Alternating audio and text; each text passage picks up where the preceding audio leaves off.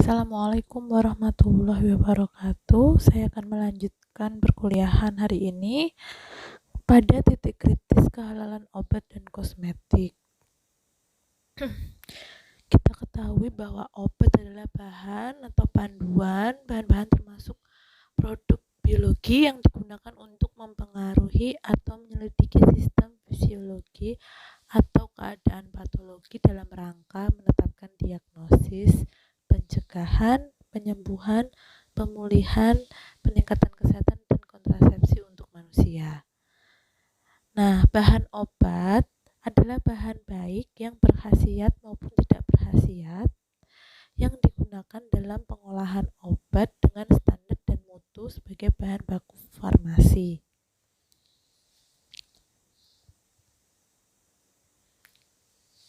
Untuk bahan obat sendiri, ada yang disebut dengan bahan tidak aktif atau eksipien.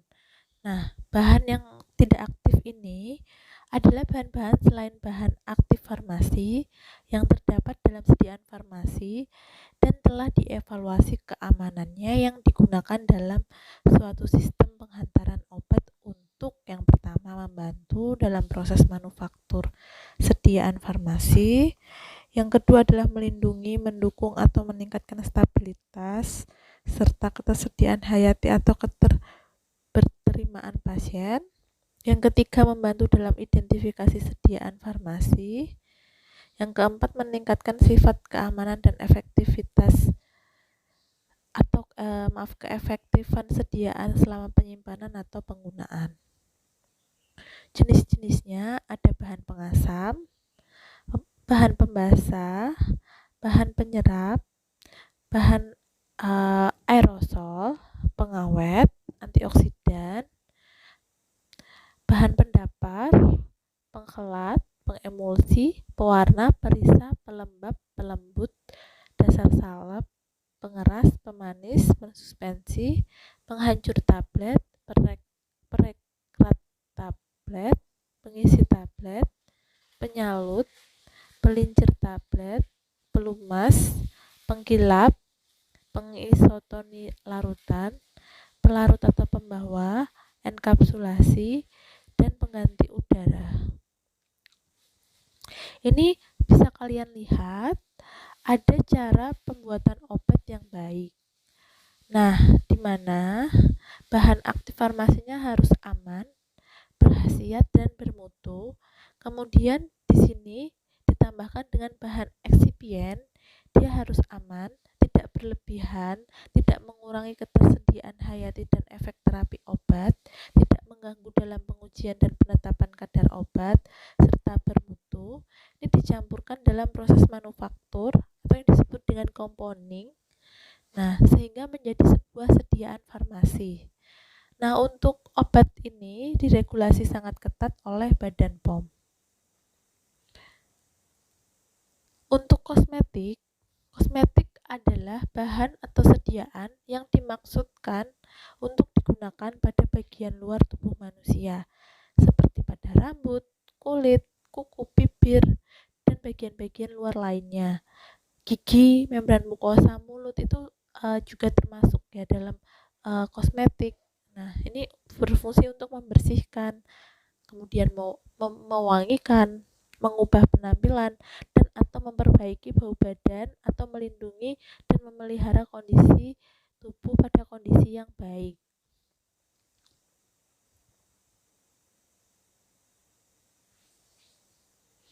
Nah, untuk kosmetik ini kan biasanya sudah diatur pada peraturan Menkes RI ya, dan juga sudah diatur di ASEAN ya, berdasarkan pada ASEAN Cosmetic Directive.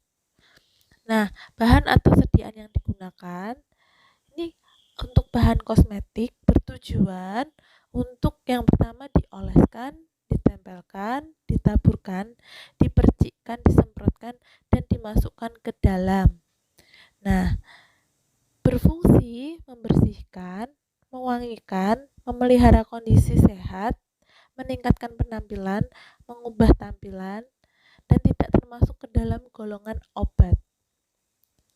Nah, ini digunakan pada bagian luar tubuh manusia, seperti epidermis, rambut, kuku, bibir, dan organ genital bagian luar.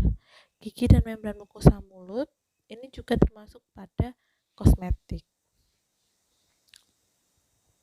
Untuk bahan-bahannya adalah bahan kimia atau campuran bahan kimia sintetik atau bahan alam yang digunakan dalam produk kosmetik.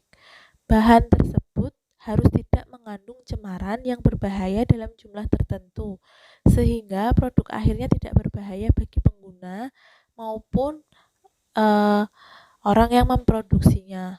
Oleh karena itu, ada panduan khusus tentang penggunaan dan daftar bahan kosmetik, seperti bahan yang tidak boleh atau dilarang digunakan, bahan yang boleh digunakan dalam jumlah yang terbatas, dan bahan yang boleh digunakan.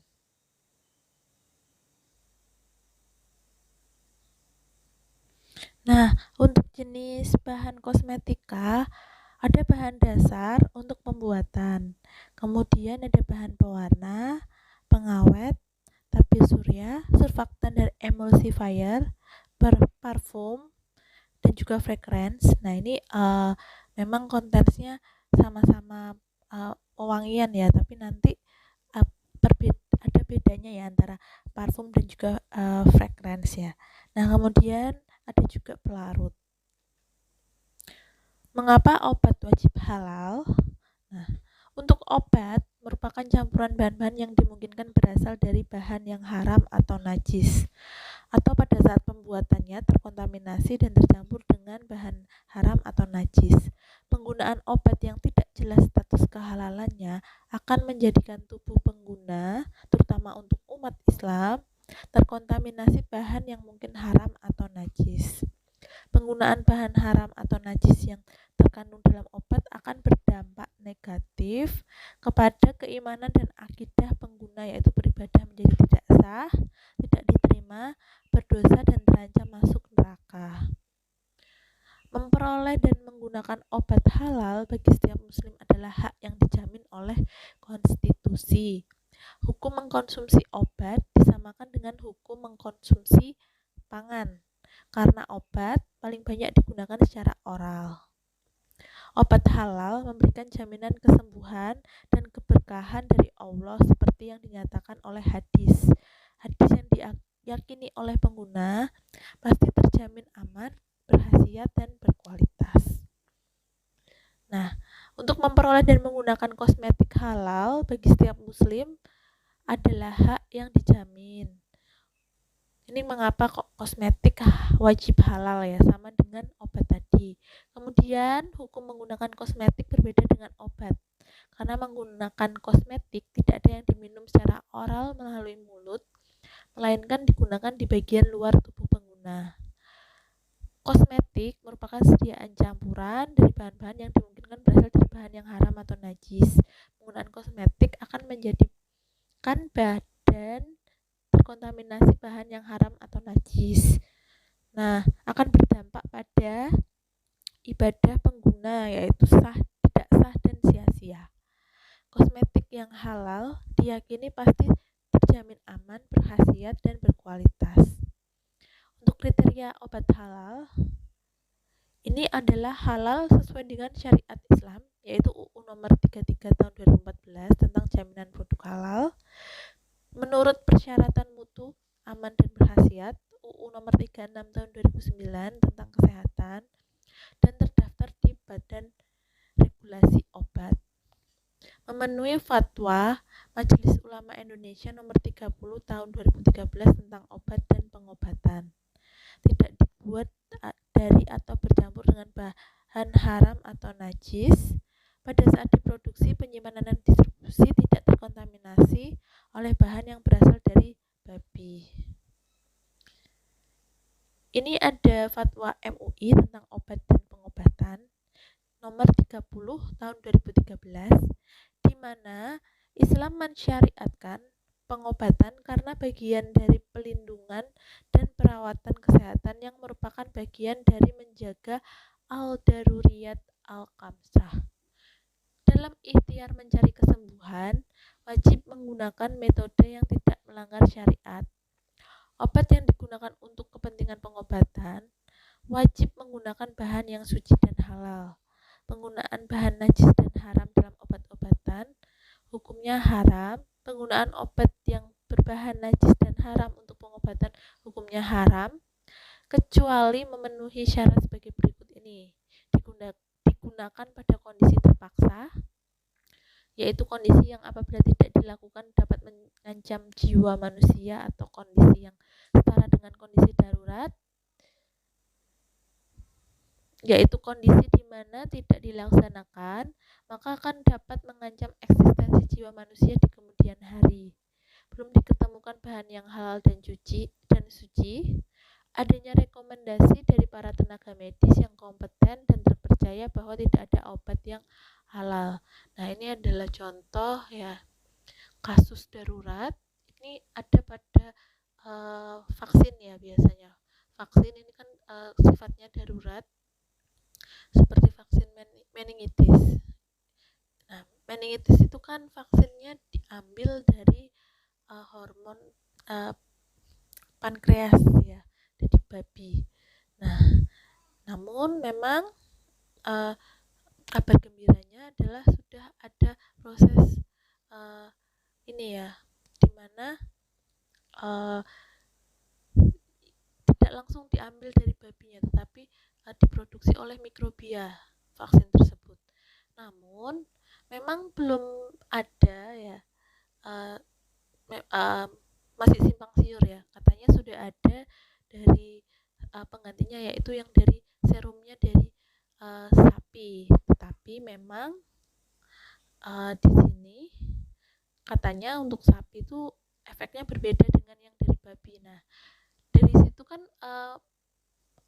semakin hari itu kan akan muncul semakin penelitian-penelitian baru ya tentang vaksin yang halal. Namun selama belum ada dan belum bisa memperoleh vaksin yang halal, ini hukumnya tidak apa-apa untuk digunakan ya. Karena kalau misalnya tidak menggunakan, maka akan mengancam tadi kondisinya terpaksa atau darurat. Nah, untuk penggunaan kosmetik untuk kepentingan berhias, hukumnya boleh dengan syarat adalah bahan yang digunakan adalah halal dan suci, ditujukan untuk kepentingan yang dibolehkan secara syar'i dan tidak membahayakan. Penggunaan kosmetik luar yang menggunakan bahan haram atau najis selain babi dibolehkan dengan syarat dilakukan penyucian setelah pemakaian. Nah, produk kosmetik yang mengandung bahan rekayasa genetika yang melibatkan gen babi atau gen manusia hukumnya haram. Jadi karena kosmetik ini hukumnya dia tidak darurat, kita masih bisa berikhtiar mencari kosmetik yang halal. Maka ya setelah kita mempelajari mata kuliah ini ya, harapannya adalah ya kita evaluasi kembali tentang kosmetik-kosmetik yang kita gunakan, apakah itu sudah ada label halalnya atau belum. Karena memang kalau misalnya memang belum ada label halalnya ya, kita tidak bisa klaim kalau itu adalah kosmetik halal. Jadi memang meragukan. Dan seperti yang kita pelajari ya, kan banyak bahan-bahan yang ditambahkan dalam kosmetik yang kemungkinan itu menjadi titik kritis. Oleh karena itu ya, kita harus lebih aware lagi terhadap hal-hal semacam itu.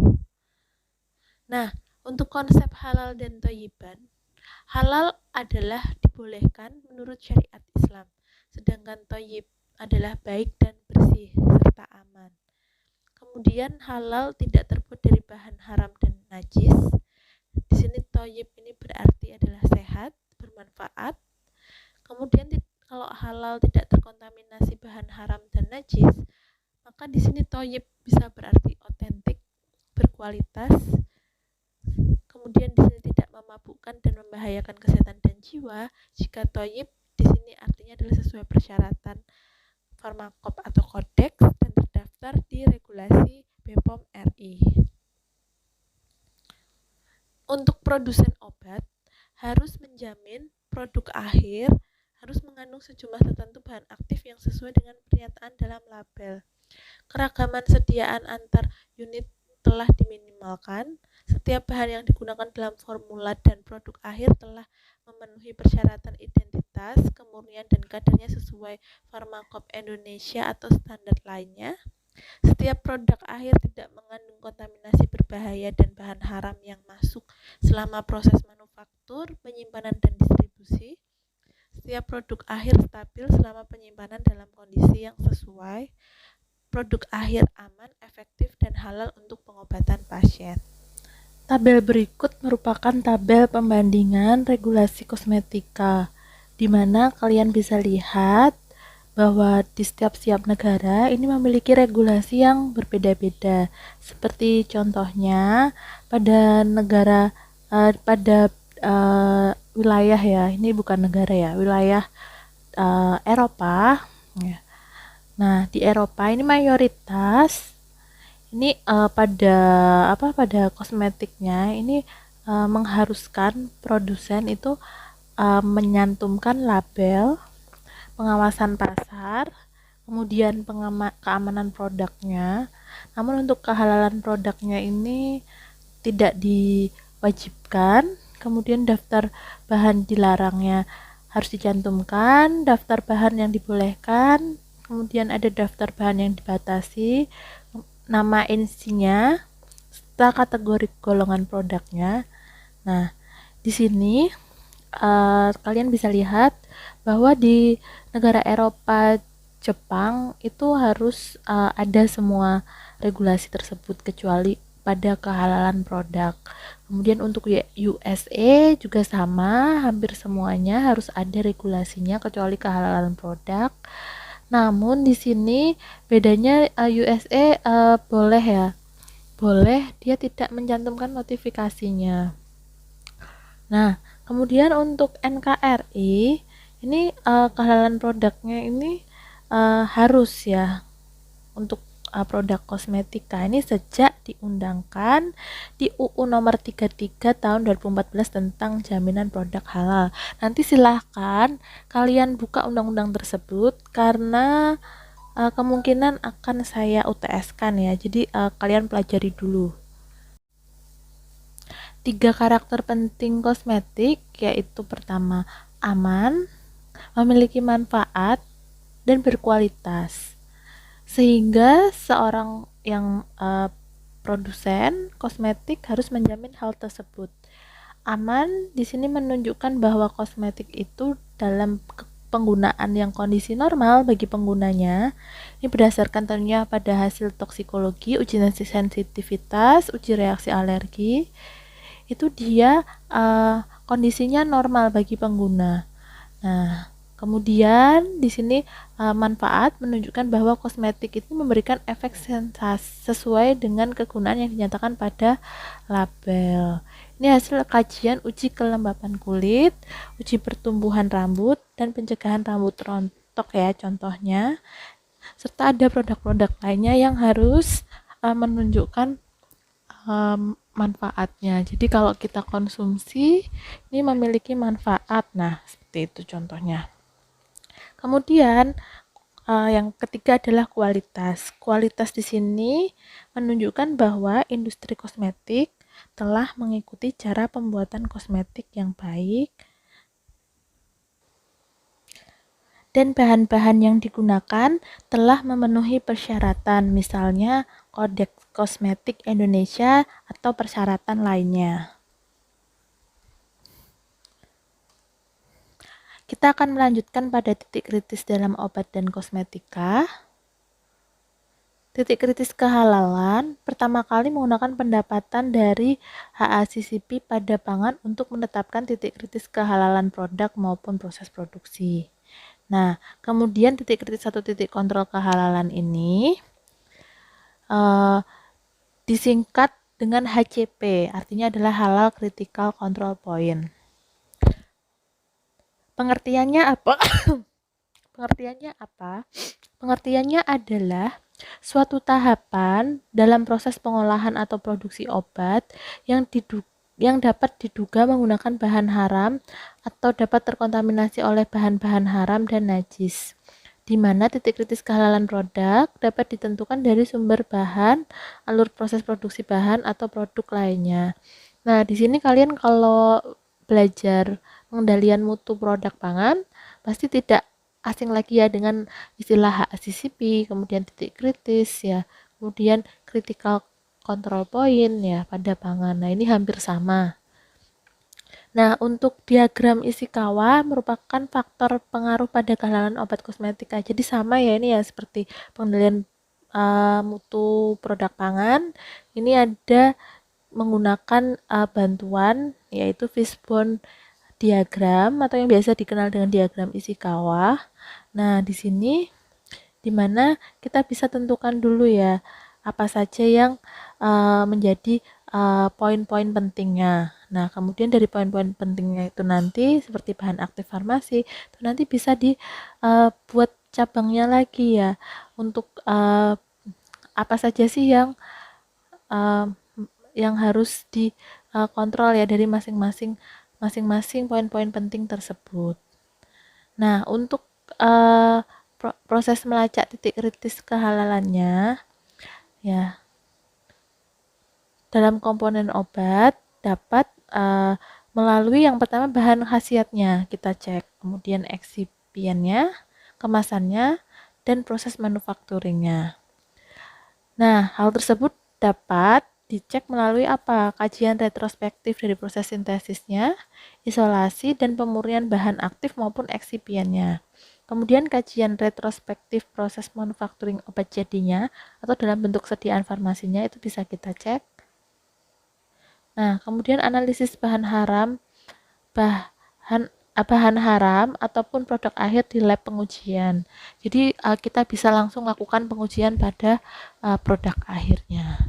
Namun untuk beberapa hal seperti produk-produk hewani yang dia mensyaratkan penyembelihan secara syar'i, kita harus telusur dulu ya prosesnya seperti yang kita sudah pelajari sebelumnya pada makanan dan minuman. Jadi kan ini ada beberapa produk nih yang yang bisa kita lihat nih seperti dia apakah menggunakan arang aktif ya. Terus kemudian jika menggunakan arang aktif dalam proses pembuatannya, maka otomatis kita harus cek ya sumbernya dari mana. Nah, bahan dinyatakan halal jika bahan tidak berasal dari bahan yang telah dinyatakan haram sesuai syarat Islam dalam UU JPH, yaitu babi, binatang buas, burung bercakar, bangkai binatang, darah, atau turunannya.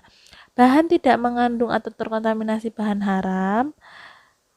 Kemudian bahan tidak memabukkan atau khamar atau membahayakan dan mematikan, bukan berasal atau merupakan bagian dari tubuh manusia. Pada dasarnya, bahan-bahan itu boleh atau halal sampai ada yang melarang sesuai syariat. Diharamkan ya, apabila yang pertama bangkai, darah, babi dan turunannya, kemudian hewan lainnya, yang dagingnya tidak bisa dimakan, seperti binatang buas, bercakar, kemudian binatang yang menjijikkan dan membahayakan. Nah, kemudian bisa dicek di hadis. Selanjutnya adalah hewan yang disembelih tidak sesuai dengan syariat. Dan yang terakhir adalah bahan selain di atas yang akan ditetapkan oleh ketetapan Menteri Agama berdasarkan atas fatwa MUI. Nah, ini adalah titik kontrol poinnya. Yang pertama contohnya adalah titik kontrol poin 1. Di sini kita cek dulu ya bahan aktif atau fungsionalnya, eksipien atau lainnya. Nah, kemudian di proses manufacturing. Di sini kita lihat dulu ya. Ini menjadi titik kontrol keduanya. Nah, kemudian pada proses pembuatan obat atau kosmetik ya. Ini juga menjadi proses titik kontrol ketiganya. Jadi bagaimana prosesnya. Nah, setelah itu dilanjutkan kepada pengemasan, penyimpanan, transportasi, distribusi, dan konsumsi. Nah, ini masing-masing memiliki titik kontrol. Nah, contohnya untuk produknya seperti bahan aktif fungsionalnya dia menggunakan bahan yang bagaimana, misalnya bahan yang dia uh, berasal dari babi dan turunannya atau dia mengandung hammer, maka hukumnya haram. Kemudian ada bahan eksipiennya, misalnya dia mengandung sama ya babi atau hammer, dia haram. Kemudian di sini bahan pengemasnya juga sama. Nah, sumber-sumber asal bahan obat dan kosmetik ini bisa dari tumbuhan, mikroba, produk kimia sintesis, hewan, bagian tubuh manusia, dan produk biologi. Nah, contohnya ya, pada tumbuhan, pada minyak dan lemak ya, asam lemak dan turunannya seperti garam dan ester, kemudian alkohol, bahan pewarna. Nah, kalau sintesis kimia, contohnya adalah asam lemak dan turunannya garam dan ester, alkohol dan surfaktan. Nah, untuk mikrobia, misalnya asam amino, peptida, protein, alkohol, enzim, produk biologi, dan pada hewan, misalnya asam lemak dan turunannya. Terus kemudian fat, ya fat lemak dari hewan, gelatin, enzim, dan hormon. Nah, kalau sumber bahan obat kosmetiknya itu dari hewan, maka dia menjadi syubhat ya. Dalam hal ini merupakan titik kritis. Kalau dari tumbuhan maka halal. Kalau dari sintesis kimia halal. Nah, secara bioteknologi dia kritis syubhat dan dari mineral tambang dan laut dia hukumnya adalah halal. Nah, di sini tumbuhan dan sintesis kimia ini bisa jadi kritis syubhat tergantung pada nanti komposisi-komposisi yang ditambahkan.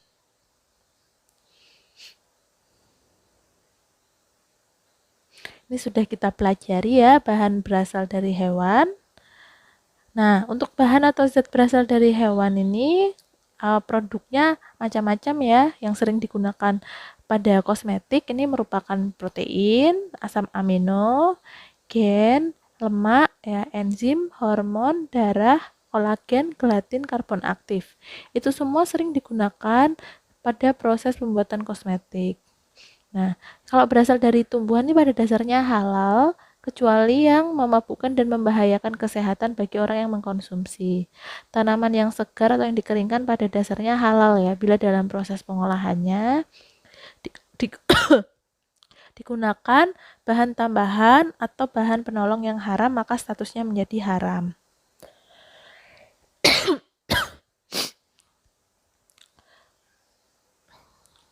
Nah, produk-produk mikrobia ini status kehalalannya sangat kritis ya. Kemarin kita sudah bahas. Nah, beberapa enzim dalam produksi obat dan kosmetik. Contohnya adalah sumber bakteri Bacillus streptomyces ya. Di mana dia merupakan hasilnya yang digunakan adalah aktivitas enzimnya yaitu protease isomerase. Nah, untuk fungi, Aspergillus dan Mucor itu sama ya, protease. Kemudian ada lipase. Dan untuk yeast ada Saccharomyces, Chlorophyllomyces. Ini biasanya digunakan untuk aktivitas enzim invertase dan juga chymosin atau renin.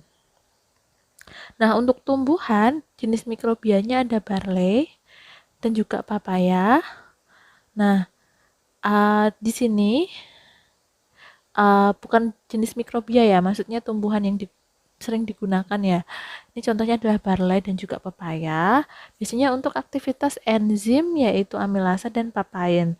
Dan untuk hewan seperti sapi, ruminansia dan juga babi, ini biasanya digunakan aktivitas enzimnya adalah katalase, renin, pepsin. Nah, ini tergantung kehalalan mikrobianya pada seperti yang kita pelajari sebelumnya yaitu media pertumbuhannya, mikroba yang tumbuh dan berasal dari media pertumbuhan, kemudian metabolit sekundernya.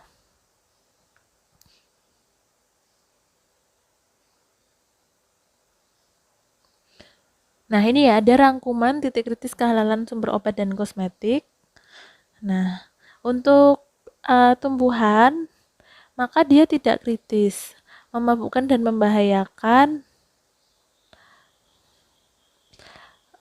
serta melibatkan bahan haram dalam prosesnya, maka haram.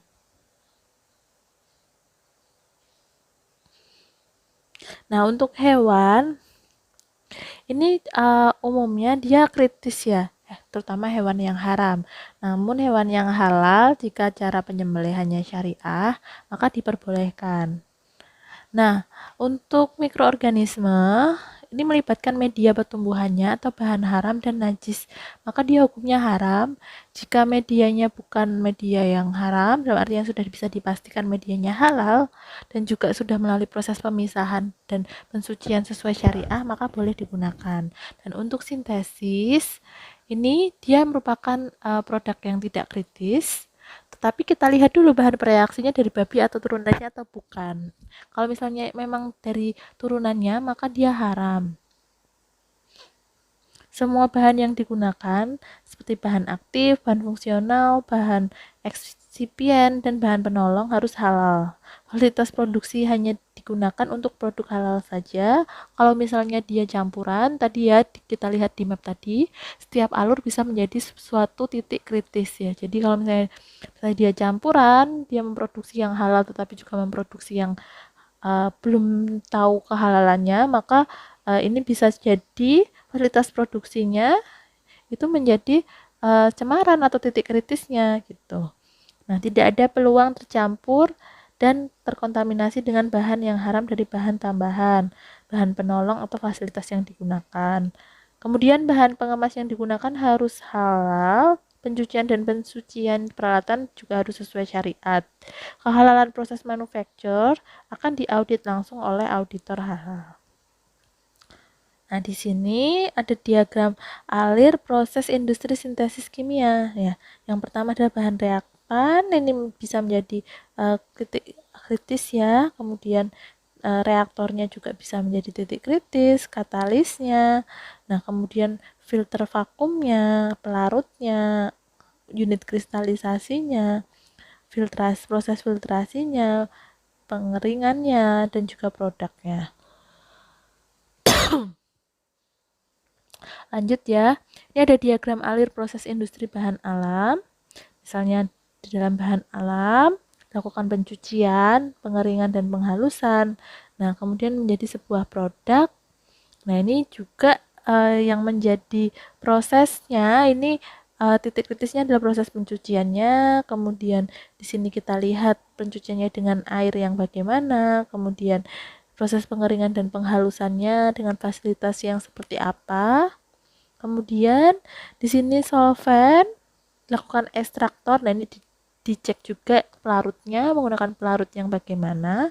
Kalau menggunakan pelarut yang mengandung alkohol ya, tentunya dia menjadi haram kecuali memang pelarutnya itu sudah diuapkan, dalam artian sudah memang melakukan pemisahan dari bahannya atau dari sediaannya atau dari produknya.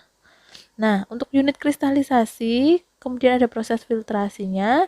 Ini filtrasinya nih juga bisa jadi titik kritisnya. Misalnya kita menggunakan filtrasi karbon aktif, ya. Ini bisa dicek juga asal dari karbon aktifnya bagaimana. Kemudian proses pengeringan. Nah, pengeringan inilah nantinya di sini kalau misalnya alkohol bisa teruapkan. Nah, coba kalau misalnya dengan pelarut-pelarut yang lain ya. Terus hasilnya produknya.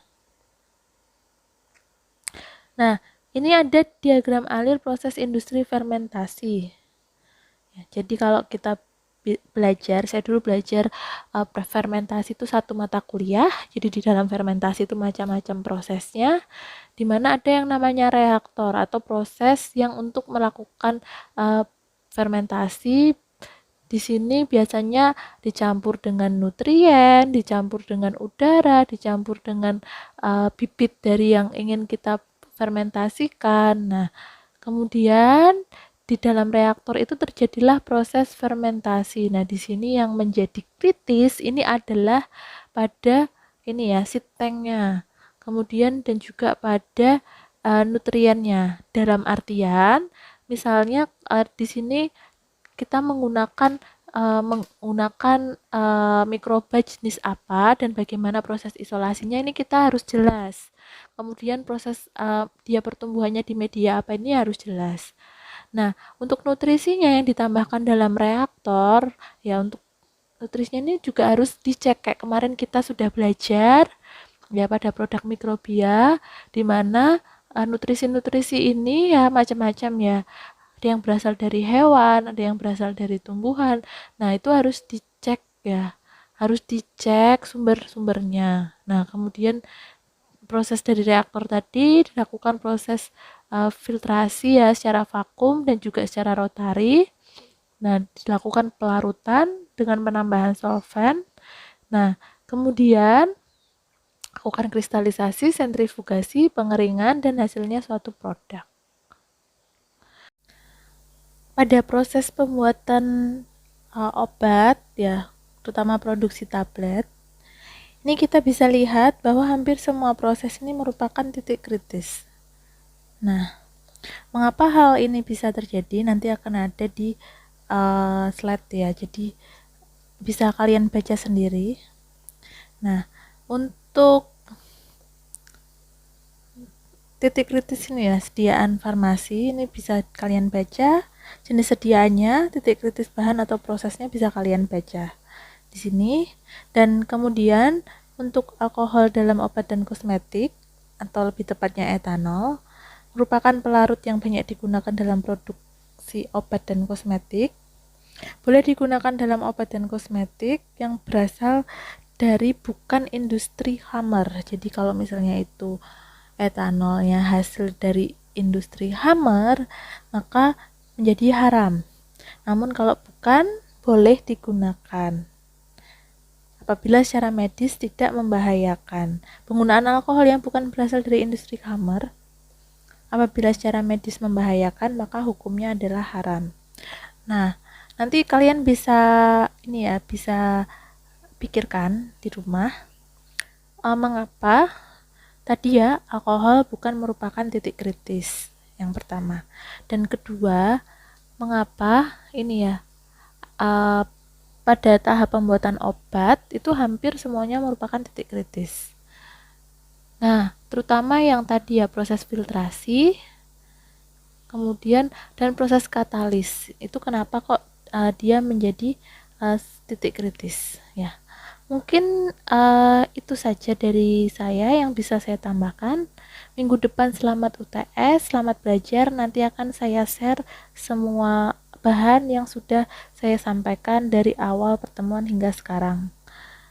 Saya ucapkan terima kasih telah berpartisipasi dalam perkuliahan hari ini. Saya akhiri. Wassalamualaikum warahmatullahi wabarakatuh.